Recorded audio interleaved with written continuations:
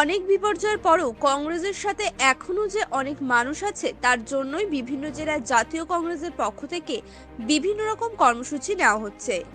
রায়গঞ্জে জাতীয় কংগ্রেস সমর্থকদের কৃষি বিল বিরোধী মিছিলে যোগ দেওয়ার আগে সাংবাদিকদের মুখোমুখি হয়ে এমনই প্রতিক্রিয়া জানালেন প্রদেশ কংগ্রেস সভাপতি অধীর চৌধুরী। তিনি বলেন, রাহুল গান্ধী প্রথম মোদী সরকারের এই কৃষি বিল প্রত্যাহারের দাবিতে আন্দোলন শুরু করেছিলেন। মমতা বন্দ্যোপাধ্যায়ের সরকারও এ রাজ্যে কৃষকদের বঞ্চিত করে চলেছেন।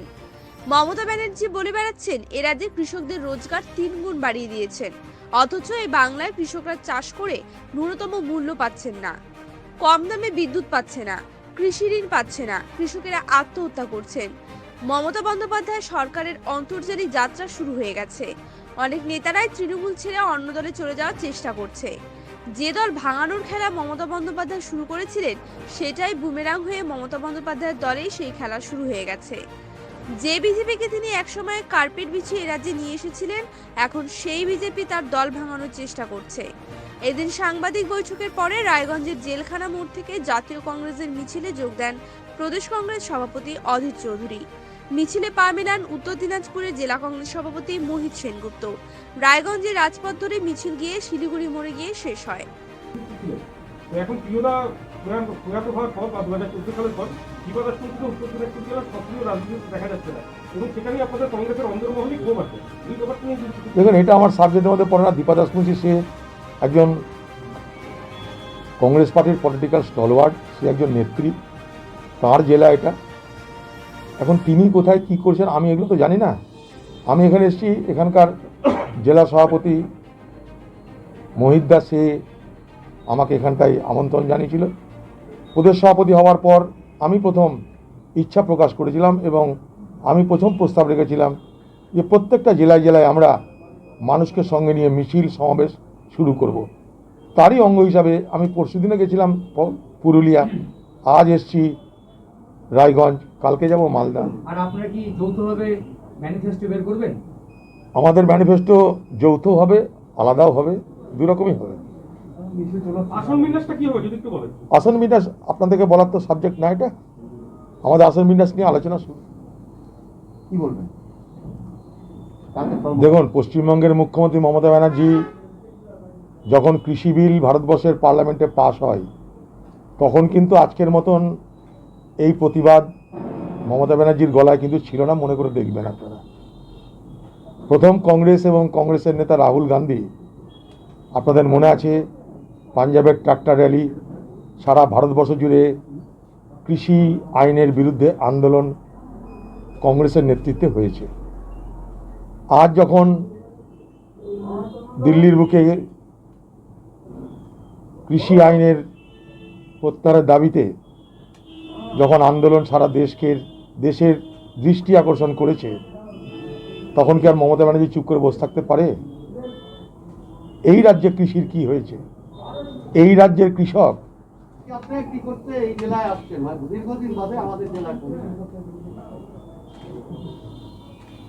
নতুন করে দিনাজপুর জেলায়, উত্তর দিনাজপুর জেলায় অনেক বিপর্যয়ের পরেও কংগ্রেস দল যে উত্তর দিনাজপুরে কংগ্রেসেই আছে তার আমরা প্রমাণ উত্তর দিনাজপুর জেলায় দিতে চলেছি এবং দিতে থাকব। এই জেলায় পঞ্চায়েত ভোট হয়নি, দল ভাঙানোর রাজনীতিতে এই জেলায় কংগ্রেসকে দুর্বল করার চেষ্টা হয়েছে। সামনে নির্বাচন, তাই নির্বাচনের আগে কে কোথায় ঘোলা জলে মাছ ধরবে? বাংলায় বিজেপি পার্টিকে লাল কার্পেট বিছিয়ে ক্ষমতায় নিয়ে এসেছিল এই বাংলার মুখ্যমন্ত্রী। মানুষের স্মরণশক্তি দুর্বল মনে করে এরা। এ বাংলায় প্রথম বিজেপির পদার্পণ হয়েছিল মমতা ব্যানার্জির হাত ধরে। এই মমতা ব্যানার্জি বিজেপি সরকারের মন্ত্রী ছিল। এই মমতা ব্যানার্জি বিজেপি পার্টির সঙ্গে নির্বাচনী আঁতাত করেছিল। এই মমতা ব্যানার্জি নরেন্দ্র মোদীর মুখ্যমন্ত্রী হলে তার কাছে লাল গোলাপ পাঠিয়েছিল। এই মমতা ব্যানার্জি সারা জীবন ধরে বিজেপির দালালি করেছে। বিজেপির দালালি করতে গিয়ে সারা বাংলার যে ধর্মনিরপেক্ষ শক্তি ছিল কংগ্রেস এবং বাম, তাদেরকে সে গুঁড়িয়ে দিয়েছে প্রশাসন দিয়ে, মস্তান দিয়ে। আপনারা আমাকে ভোট দিন, দরকার হলে আমি আপনাদের বাড়ির বাসন মেজে দেবো, ঘর ঝাড় দিয়ে দেবো। তা গত 5 বছরে মমতা ব্যানার্জির ব্যর্থতার পর আজ তাকে বলতে হবে যে গত 5 বছর আগে তিনি যে প্রতিশ্রুতি দিয়েছিলেন সেই প্রতিশ্রুতি পালনে তিনি ব্যর্থ হয়েছেন। বাংলার মানুষ ক্ষমা করুন। তার রাজীব কেন তৃণমূল দলে আর সারা বাংলা জুড়ে ভাঙন চলছে। যারা ভাঙছে তারা কি কংগ্রেসের সঙ্গে যোগাযোগ করছে? দেখুন, সাধারণ স্তরের যারা কর্মী আছে তারা নিশ্চয়ই যোগাযোগ করছে। বড়সড় নেতারা, মন্ত্রীরা আমাদের সঙ্গে কি যোগাযোগ করবে? আমাদের সঙ্গে যোগাযোগ করে কী পাবে? তারা মনে করছে দিল্লিতে বিজেপি সরকার আছে, তাদের সঙ্গে যোগাযোগ করে আখেরে লাভ হবে। আমাদের সঙ্গে নিশ্চয়ই যোগাযোগ করছে। কংগ্রেস দল দিনের পর দিন বাড়ছে, কারণ তৃণমূল দল ভেঙে সাধারণ কর্মীরা যারা একদিন তৃণমূলের দলে চলে গেছিল তারা ফিরে আসছে, অবশ্যই আসছে। এবং এই আশার আমি তো ধরুন উত্তরকন্যা আন্দোলনে নেই। যে কোনো আন্দোলনের করার অধিকার প্রত্যেকটা রাজনৈতিক দলের আছে। রাজনৈতিক দল তার নিয়ম মেনে আন্দোলন করবে, এটুকু আমি জানি। তারপরে কেন কাঁদানে গ্যাস চলেছে সে সম্পর্কে আমার কাছে বিস্তারিত তথ্য তো নেই, স্বাভাবিক আমি বলার মতন এই অবস্থায় নেই। তবে যে কোনো রাজনৈতিক দলের আন্দোলন করার অধিকার আছে।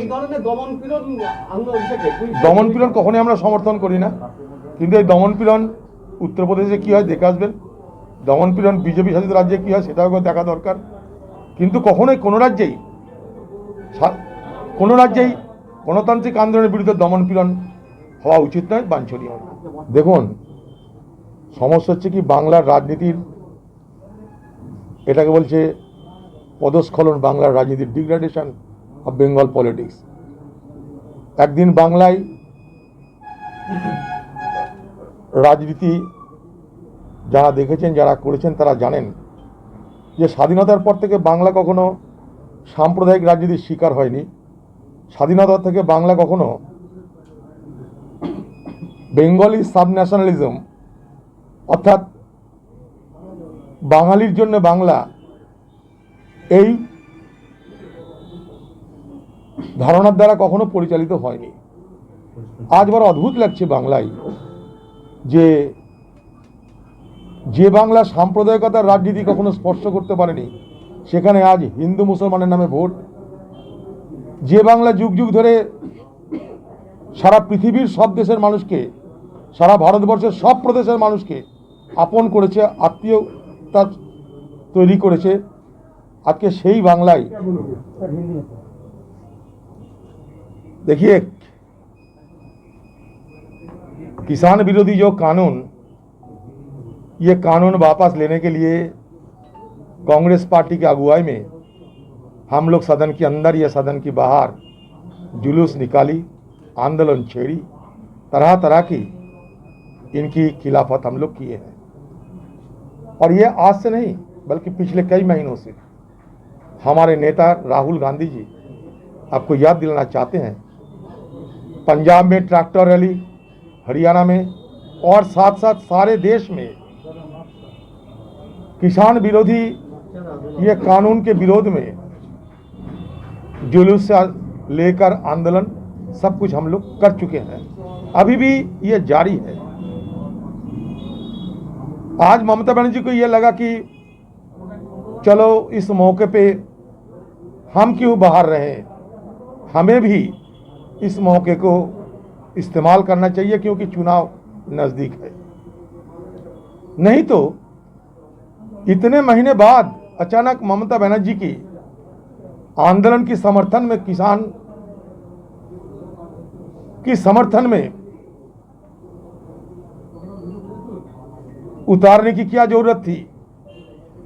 दूसरी बात, अब बंगाल को सूरत तो देखो, बंगाल में किसानों के लिए कभी न्यूनतम सहायक मूल्य मिलता है, मिनिमम सपोर्ट प्राइस मिलता है क्या? 1868 रुपया एक क्विंटल धान की पैडी की आज कीमत है, जिसको एमएसपी के तहत दिया जाता है।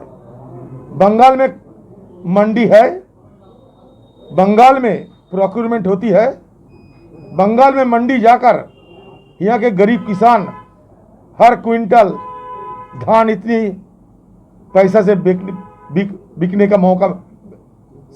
का मौका मिलते हैं। আজ তারা বিজেপিতে রক্ষক, সিপিএম রক্ষক, বিজেপি ভক্ষক, কংগ্রেস রক্ষক বলে এইটা আজকে মমতা ব্যানার্জি উল্লেখ করেছেন। কি বলবেন আপনি?